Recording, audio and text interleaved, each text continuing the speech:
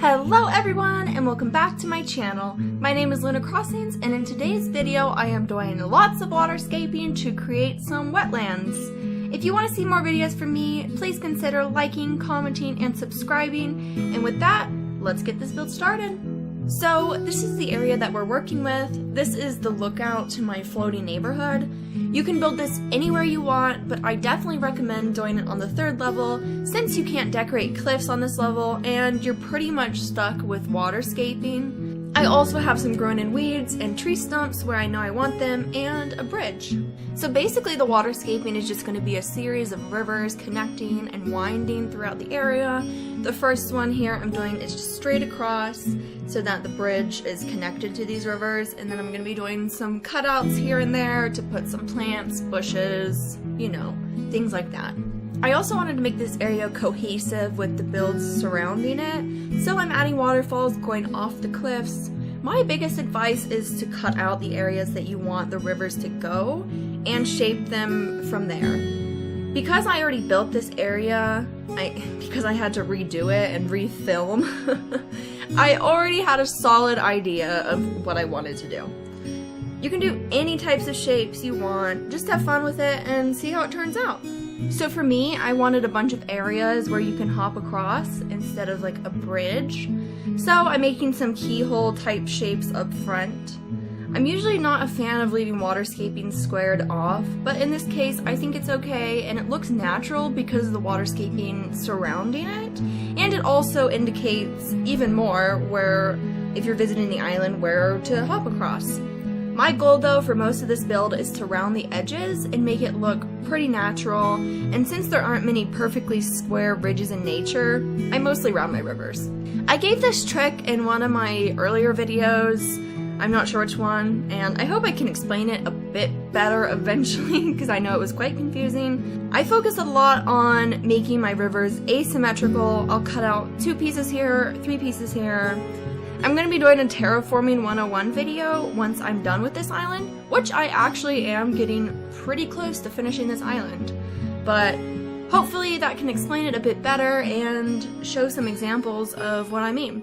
Terraforming can be extremely frustrating and tricky sometimes, so I hope that showing some ideas helps inspire some builds for your island. So yeah, I'm basically just making small islands throughout this whole area.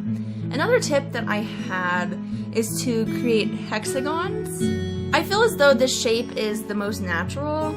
If you picture a hexagon on top of like a square paper and you move the hexagon around the edge of the paper, that is what I think about when I terraform. I hope that makes sense. I'm really not the best at explaining things. I'm much better at visual examples.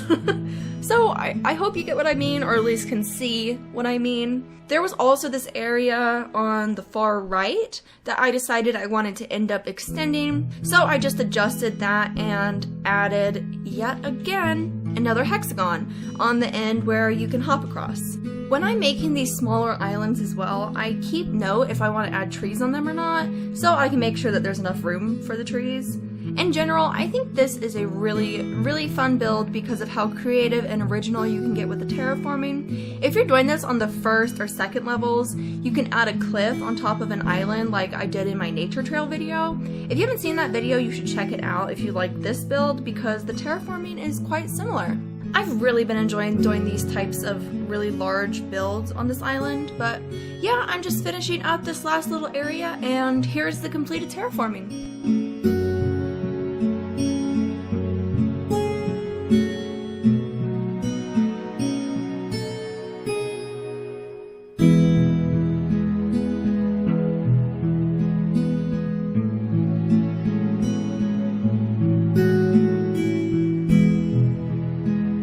First, I'm starting off with putting trees where I want them, like I do with every other build that I do, and moving on to the best part, the path! I hope you can hear the sarcasm in my voice, because this is definitely the worst part. It takes so long, but I want to make sure that it looks natural and windy, so I just play around with it to, you know, make it look how I want. To start off with though, I have these ladders leading up to the area, and I knew I wanted some wooden planks up top to indicate where the ladders are. There's really not much to say during pathing. It's just looking at the same thing over and over. But basically, I just wanted the path to loop through this area, and any area where you hop across, I wanted to use these wooden planks. Even though it's not necessary, like people who visit are going to be like, oh yeah, I'm supposed to hop across here, obviously. But I just think it makes it look a lot more complete. Yeah. So, for example here where I just kicked up the path, I made it look really square and it didn't look natural, so I like to do this trick where you bring the path forward and then abruptly back again, like this. Probably doesn't make sense. Oh my gosh, I need to get a better vocabulary. But if you're using these thin paths, typically people use them in their gardens or something like that. Be careful of how you place them because it can look unnatural really quickly. They are necessary for making the path skinny, but yeah, just be careful where you put them if you're going for a natural vibe. I'm looping the path around the tree stumps too. I love tree stumps along the path because it adds a bit more substance, I guess you would say, to your path. A big problem I find with pathing is that you can't add height to the path, obviously, so I usually stick with dropped items or tree stumps. So yeah, I'm still doing pathing. What more is there to say about pathing? Literally nothing. Nothing at all. Okay, let's hustle, move it along. I want to get to decorating. I'm just gonna sit in silence while I finish up here, okay?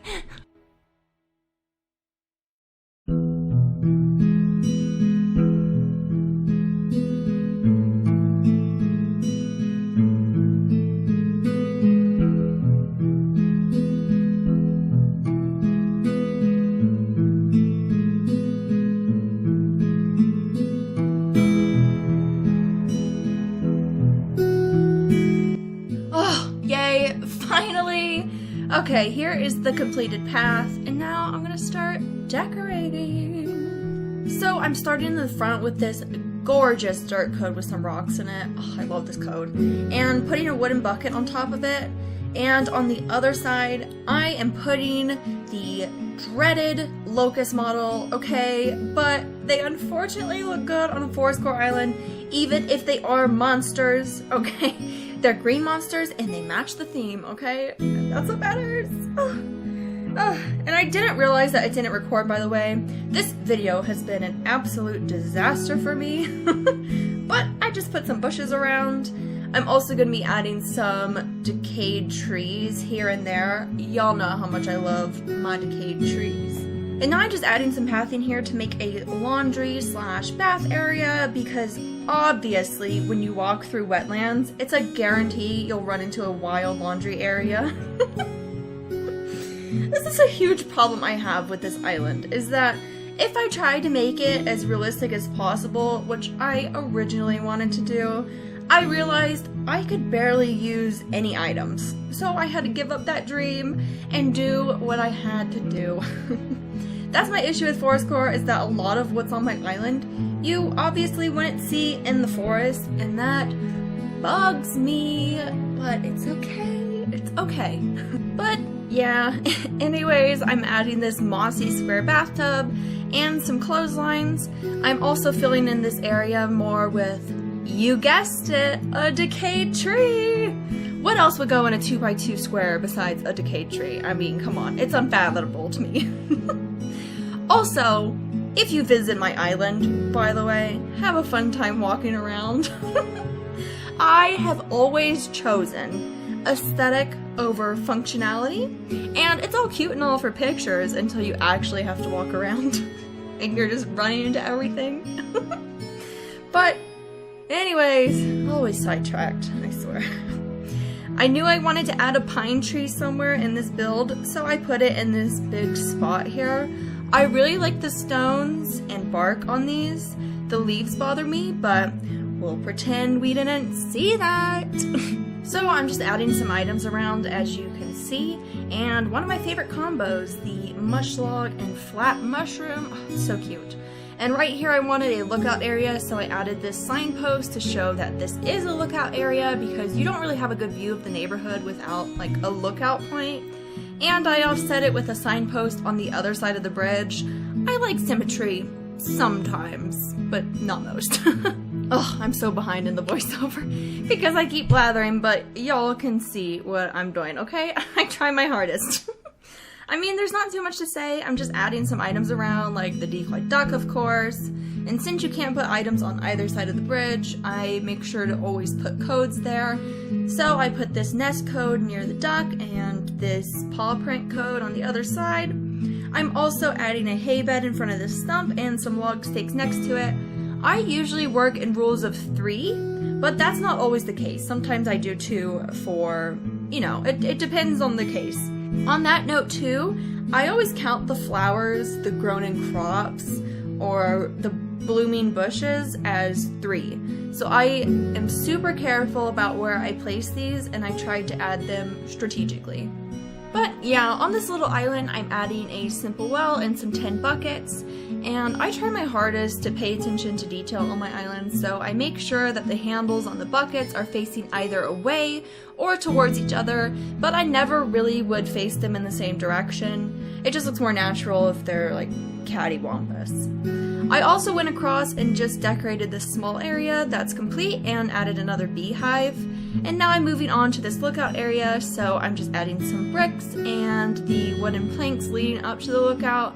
I also added this pine cone just to add a little bit more intrigue to the area. But yeah, I wasn't too happy with how this lookout spot turned out, so I was just moving things around and adjusting them, but I still am not the happiest with it, but it'll do. Now I'm just going around and starting to add some flowers and crops to fill in the rest of the space.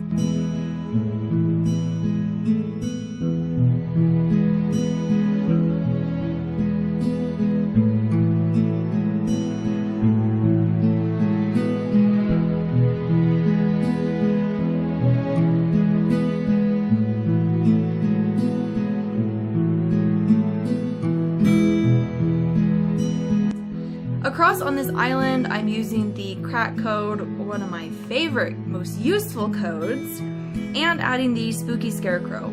I wanted to add this somewhere, so I obviously decided to mostly hide it. It is a very hard item to use, to be fair. But yeah, I'm just adding some flowers around and making sure they're spread out properly. I usually don't like to have the same flower in the same area. Like, if I'm taking a picture, I don't want to see 2 of the same flower usually, so I try my best to space them out.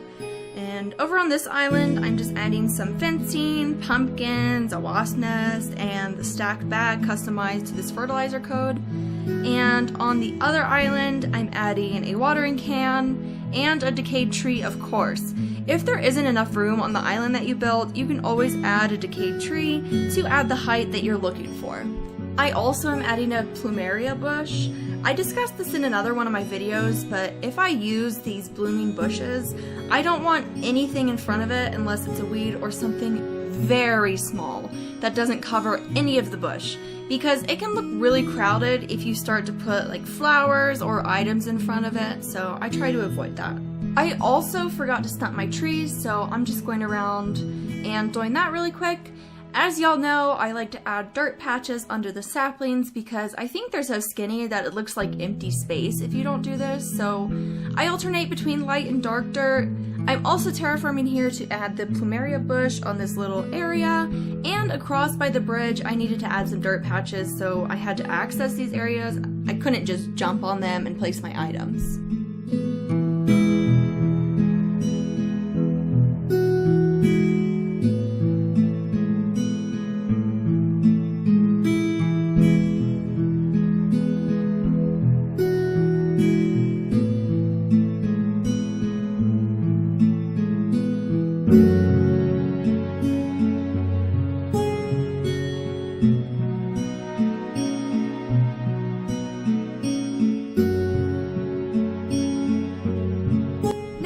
Adding the finishing touches and filling in any gaps I see.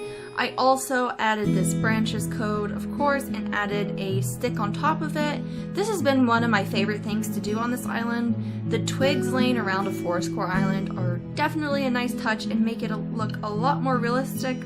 I also forgot to finish those islands in the front, so I did that, mostly filling them with crops or weeds, flowers, or the droppable items to make it simple. I'm also just going through the path and adding more dropped items and the green leaf pile.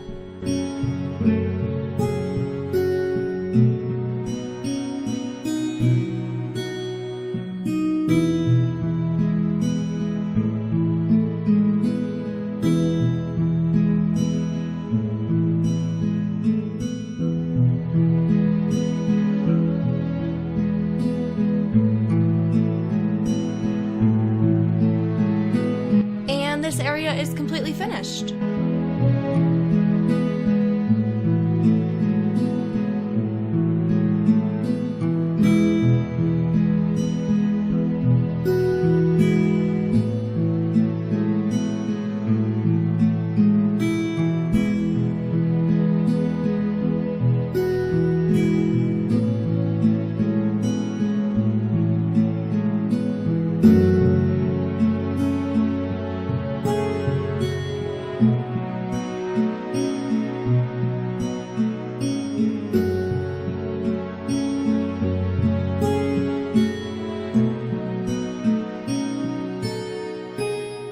Thank you so much for watching. I hope you liked the video. If you did, please consider liking, commenting, subscribing, and hitting the notification bell so that you're notified every time that I post. I hope you have a fantastic day. See you next time. Bye!